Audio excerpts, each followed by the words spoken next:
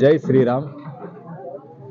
இந்து மக்கள் கட்சியின் சார்பில் இன்றைய தினம் தமிழகம் முழுக்க எங்கள் கட்சியினுடைய அலுவலகங்களிலும்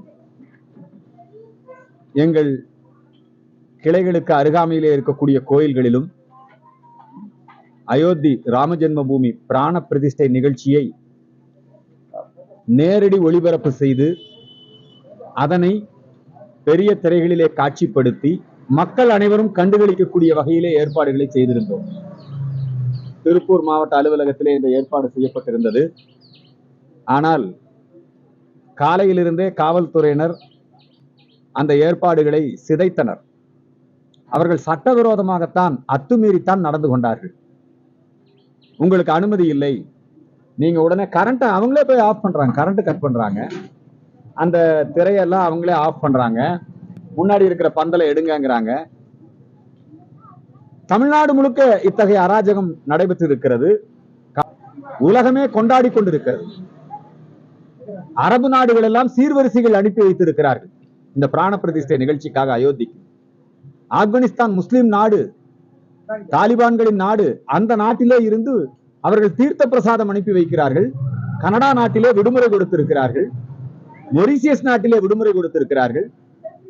உலகத்தில் இருக்கக்கூடிய அத்துணை பேருமே எல்லா நாடும், நியூசிலாந்து, ஆஸ்திரேலியா, அமெரிக்கா, இங்கிலாந்து, எல்லா இடங்களிலும் இருந்து வாழ்த்து செய்திகள்.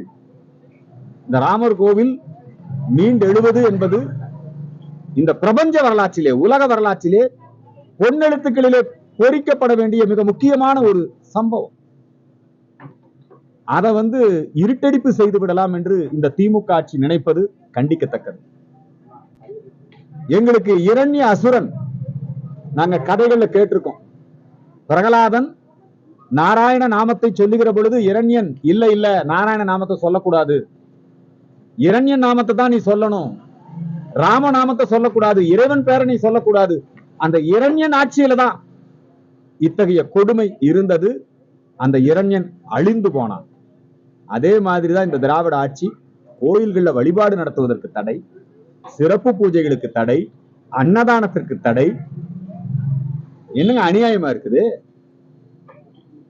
திராவிட முன்னேற்ற கழகம் அண்ணாவின் கொள்கைகளிலே இருந்து விலகி, கருணாநிதியின் கொள்கைகளிலே இருந்து விலகி, திராவிட முன்னேற்ற கழகம் இன்றைக்கு முழுக்க முழுக்க திராவிடர் கழகம் கம்யூனிஸ்டுகளின் கைப்பாவையாக மாறி அவர்களுடைய மறைமுக செயல் திட்டத்தை இந்த அரசாங்கத்தின் மூலம் இன்றைக்கு நிறைவேற்றி கொண்டிருக்கிறார். இது ஸ்டாலின் கவனத்துக்கு போச்சா என்னன்னு தெரியல. இந்து இயக்க தொண்டர்களை கலவரம் செய்ய வைக்க வேண்டும் என்று போலீஸ் மூலமாக, அறநிலையத்துறை அதிகாரிகள் மூலமாக பக்தர்களை கொடுமைப்படுத்தக்கூடிய ஒரு காட்சி இந்த 2 நாளா நடந்துச்சு. இதை வன்மையாக நாங்கள் கண்டிக்கிறோம். நரேந்திர மோடி அரசாங்கம் இந்த பிராண பிரதிஷ்டை நிகழ்ச்சி முடிஞ்ச உடனே தமிழகத்துல விசேஷ கவனம் செலுத்த வேண்டும். தமிழ்நாட்டில் ராம நாமம் சொல்வதற்கு தடை, கோவிலிலே பூஜை செய்வதற்கு தடை, அன்னதானம் செய்வதற்கு தடை. இந்த அராஜகம் எல்லா இடத்துலயும் நேரடி ஒளிபரப்பு நடந்துட்டு இருக்கு. ஏன் தமிழ்நாட்டில் மட்டும் இவ்வளவு தொந்தரவு பண்றீங்க? இந்த சேலம் திமுக மாநாடு பிரியாணி மாநாடாக மாறிவிட்டது. ரொம்ப கேவலமாக திமுகவினுடைய அந்த இளைஞரணி தொண்டர்கள் நடந்து கொண்டார்கள். அந்த மாநாட்டில் இன்பநிதியும் கூப்பிட்டு வந்துட்டான். ஒட்டுமொத்தமா அந்த குடும்பத்தினுடைய கொத்தடிமை கூட்டம் அரசு எந்திரத்தை தவறாக பயன்படுத்தி எங்க அரசாங்க பேருந்து அல்லது தனியார் பேருந்துகளை எல்லாம் ஆர்டிஓ வச்சு ஒரு தொகுதிக்கு 10 பேருந்து ஏற்பாடு செய்ய வேண்டியது ஆர்டிஓட வேலை. எவ்வளவு பெரிய அதிகார துஷ்பிரயோகம். 1000 ரூபாய் எத்தனை ஆடு வெட்டி இல்லைங்களா, எத்தனை கோழி. அதுலயும் பாருங்க, தலைவனுக்கு தலைவன் குடும்பத்துக்கெல்லாம் தனி மெனு. என்னடா இளைஞர்களுக்கு பயிற்சி கொடுக்குறாங்கன்னு பார்த்தா ரா நூ காவாலையா பாட்டு போட்டு பொம்பளைகளை ஆட விட்டுட்டு இருக்கிறான். இதான் இளைஞர்களுக்கு பயிற்சியா? யார வச்சு பயிற்சி கொடுக்குறான்னா மதிமாறன், திண்டுக்கல் லியோனி, எவெல்லாம் ஆபாச பேச்சாளரோ, எவெல்லாம் திராவிடத்துக்காரனோ. ஏன் திமுகவுடைய கொள்கையை சொல்லிக் கொடுக்கறதுக்கு தலைவர்கள் இல்லையா? ஏன் துரைமுருகன் பயிற்சி வகுப்பு நடத்தக்கூடாதா? ஏன் கேஎன்ஏ பயிற்சி வகுப்பு நடத்தக்கூடாதா? ஏன் திமுக நீண்ட காலமா தலைவர்களா இருக்கிறாங்களே அவங்களுக்கெல்லாம் பயிற்சி கொடுக்க தெரியாதா? எதுக்கு திக காரனையும் கம்யூனிஸ்ட் காரனையும் கொண்டு வந்து எதுக்கு அங்கனி பண்ணிட்டு இருக்கிற? அப்போ உன் கட்சிய அவங்க கைப்பற்றிட்டாங்க, திக காரன் கைப்பற்றிட்டான். அதனாலதான் நீ இப்ப எல்லா கோயில்லையும் சாமி கும்பிடுறதுக்கு வர்றவனு மேல நீ ராமநாமம் சொல்லாத, நீ அதை பண்ணாத, இதை பண்ணாத. இந்த ஆட்சி ரொம்ப சீக்கிரம் மிகப்பெரிய அழிவை சந்திக்க போகிறது. சேலத்துல கோயம்புத்தூர்ல மாநாடு போட்டாரு, கலைஞர் ஆட்சி இழந்தார், அதுக்கப்புறம் வரவே முடியல.